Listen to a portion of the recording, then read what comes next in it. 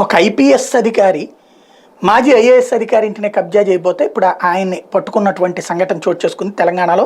మాజీ ఐఏఎస్ అధికారి బన్వర్లాల్ ఇంటిని నకిలీ పత్రాలతో కబ్జా చేయడానికి యత్నించిన కేసులో ఐపీఎస్ అధికారి నవీన్ కుమార్ భట్ నిందితుడిగా ఉన్నారు. బన్వర్లాల్ భార్య మణిలాల్ ఫిర్యాదుతో హైదరాబాద్ సెంట్రల్ క్రైమ్ స్టేషన్ అధికారులు నమోదు చేసిన ఈ కేసులో ప్రాథమికంగా నవీన్ కుమార్తో పాటు ఆయన సోదరుడు ఓ సాంబశివరావు పేర్లు మాత్రమే. దర్యాప్తు నేపథ్యంలో సాంబశివరావు భార్య రూపా డింపుల్ పేరు వెలుగులోకి వచ్చింది. ఓల్డ్ ఆల్వాల్లోని అద్దె ఇంట్లో నివసిస్తున్న బన్వర్లాల్కి జూబిలీహిల్స్ ప్రశాసన్ నగర్లో సొంత ఇల్లు ఉంది. సాంబశివరావు 2014 అక్టోబర్ 14 బన్వర్లాల్ని సంప్రదించి నవంబర్ 1 నుంచి ప్రశాసన్ నగర్లోని ఇంటిని 5 ఏళ్ల పాటు అద్దెకు తీసుకుంటూ ఒప్పందం చేసుకున్నారు. 2019లో బన్వర్లాల్ పదవి విరమణ చేయడంతో ప్రభుత్వ క్వార్టర్స్ని ఖాళీ చేయాల్సి వచ్చింది. దీంతో తమ ఇల్లు ఖాళీ చేయాలని బన్వర్లాల్ కోరినప్పటికీ సాంబశివరావు స్పందించలేదు.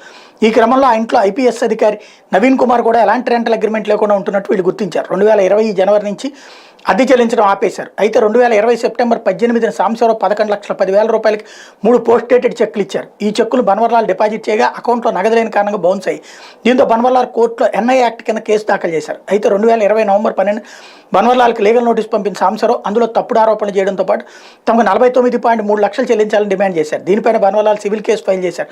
అయితే సాంబశివరావు నవీన్ కుమార్ ఇద్దరు ఆ ఇంటిని కబ్జా చేసేందుకు నకిలీ పత్రాలు సృష్టించారు. ఆ ఇంటి లీజును మరో 20 ఏళ్లకు పెంచినట్టు హ్యాండ్ లోన్ భారీ మొత్తం తీసుకున్నట్టు పత్రాలను తయారు చేశారు. ఇలా ఇంటిపై సివిల్ వివాదం సృష్టించి కబ్జా చేయాలని ప్రయత్నిస్తే ఇప్పుడు ఆయన్ని అదుపులోకి తీసుకున్నారు.